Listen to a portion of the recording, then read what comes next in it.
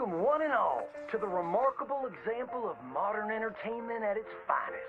Now, most of you young'uns, I'm sure, know about our great national hero and pioneer, Josiah Blackwater. Him that gave the town of Blackwater its nomenclature. You see, only about 100 years ago, weren't nothing here but big old forest, ferocious beasts, surly savages, arid deserts, and unconquered mountains.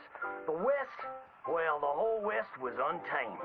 Your mama probably told you bedtime stories about Josiah's many adventures, but I'm gonna tell you a story you ain't likely to have heard about his possum hat. Now, Josiah Blackwater was born in the year of our Lord 1782 in a log cabin just west of Ansburg. He was a special boy. His pa gave him his first rifle when he was 3 years old. Boy, he took to it right away. He exclaimed, "There's a whole mess of critters out there in them woods that aim to eat us, so I'm gonna consume them first." Yes, sir. He really took to killing all manner of things.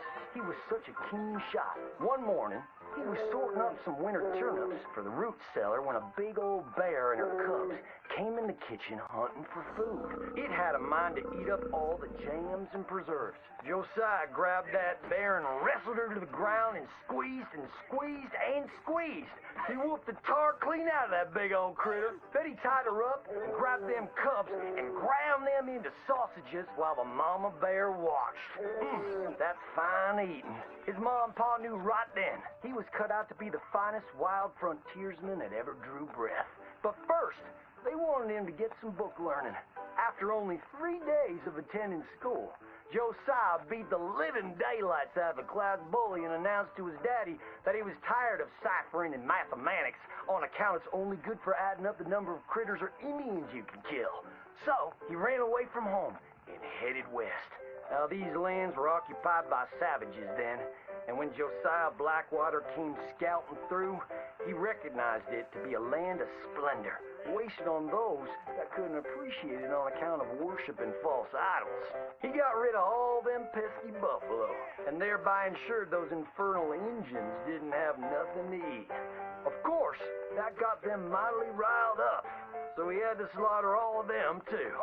Just like his daddy had once done to the Redcoats in 1775. Right about that time, he met an Indian girl he took pity on account of having annihilated her family. She was 12 years old, and so he took her as his wife. She gave him 2 sons before she died of typhus.